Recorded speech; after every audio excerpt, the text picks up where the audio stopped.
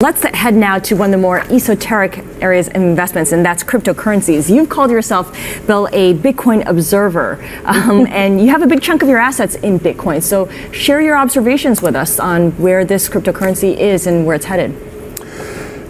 So I have a Bitcoin in a partnership that I run, and I also have a pretty significant position individually in it, and with an average cost of around $300 in Bitcoin. And what I think is it's an interesting technological experiment that we don't know how it's going to come out, but right now at, call it 7,800 or wherever it is today, it's much less risky than it was when it was $100. And so for the reason that every day that it doesn't blow up and go to zero or get regulated out of existence, what's going to happen is that more money flows into the ecosystem, more people are looking at it. There's only 17 million Bitcoin outstanding in the world, and I think there's 23 or 25 million millionaires in the world.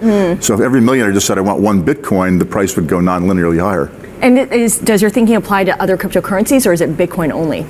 Well, there's 1,600 cryptocurrencies out there, and I would say most of them are probably worthless.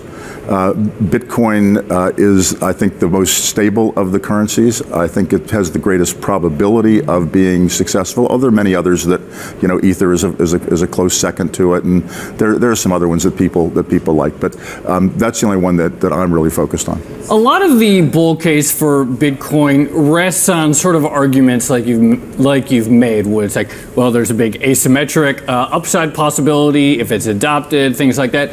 Have you ever thought about how one would actually go about forming a fair value approach or a valuation approach to it? Yeah, there are actually several different things out on the internet about valuing Bitcoin. What we've tended to do, my son actually wrote a piece called The Value Investor's Case for Bitcoin, which is on our website. He wrote it several years ago. But the basic point that we were looking at is that at this point and at that point as well, the best way to think about Bitcoin is as a non-correlated asset, most similar to gold, except that it's much more easily transportable than gold. It can actually be used to buy things. And so then the question is, how big is the gold market? What percentage of the gold market could Bitcoin presumably get? And that's just one of the potential markets. It could also become a payment system. It isn't now. It could also become a viable currency. It isn't now. It is more likely at some point, if it becomes much more valuable in the sense of being a third as valuable as gold, for example, it's then likely that various central banks around the world begin to think of it as another potential asset, just like they hold gold. So that would again open the market up extremely significantly.